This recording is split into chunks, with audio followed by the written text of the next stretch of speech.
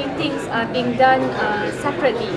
We know that the Election Commission does engage different parties separately, and the offer is being made between or based on state per state basis rather than a national outlook. So for me, the fact that Malaysians are not given access to the alternative maps prepared by SPR is already dividing and rule. Because if you want to have an alternative map or even additional seats, all Malaysians should be able to see it, not only in the 1 month time allocated, but in a digitized format. Groups such as Tindak, Dart, and the Bersih should have free access to all these maps. So I believe strongly, and I've actually discussed this with Dr. Hatta previously in our meeting with the Pakatan Rakyat Radio Nation Council, and my demand and pressure will continue against the EC for them to be more responsible and answerable to us as a coalition and the Rakyat as a whole. I would take you as well to the Court of Appeal decision on the indelible ink. We, brought by Messrs. Tommy Thomas and Amiga Srinivasan, challenged the Election Commission, wanting it to be brought to justice because they failed to implement the indelible ink. One of the judges, Judges Prasad, ruled just last week in the Court of Appeal, we, the Rakyat, have a right to bring the EC to trial in terms of his failure to implement the indelible ink, among other things. We now know the Deputy Chairman of the EC is working with the Deputy Prime Minister and Minister of Education, assisting and advising him on elections.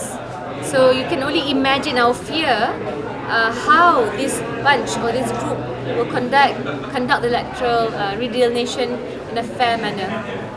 Yeah, but by saying divide and rule, are you saying that the EC reach out to three different parties,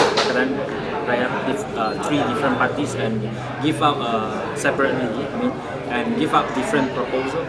No, not different proposal. Like I said, it is about offering certain things to certain parties on a state-per-state basis. Then may I know what's the offer? I'm not going to go to details. My point is, I would like them to disclose fully the maps being suggested by the EC for all the public to view. Because we're talking about elections that affect voters. We, of course, are stakeholders. I mean, we're a political party. I'm a person that will contest in the elections, God willing. But we are speaking about the electoral system as something which is pivotal to the whole democratic system in this country, and all Malaysians must have access to it.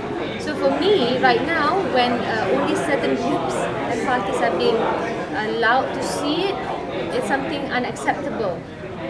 Okay? Are you expecting the gerrymandering, the regional election? Oh, for sure. I mean, that's the reason that, right? You see from independence how UMNO and Barisan Nasional has maintained its control over the government through elections is through gerrymandering. That's the name of the game. And the fact that the EC is not the least concerned about reducing the ratio and differences between seats to make it more equal is a testament that nothing will change. We used to have plus minus 15% between seats. It was increased to 30%. And now, limitless. So, like I said, I don't see any readiness by SPR, and we are still awaiting answer by the statement made by Pakatan Rakyat Redelineation Council. This was in March 2014, clearly asking the Election Commission to set up an independent boundary committee as approved by the Parliamentary Select Committee on Electoral Reform previously.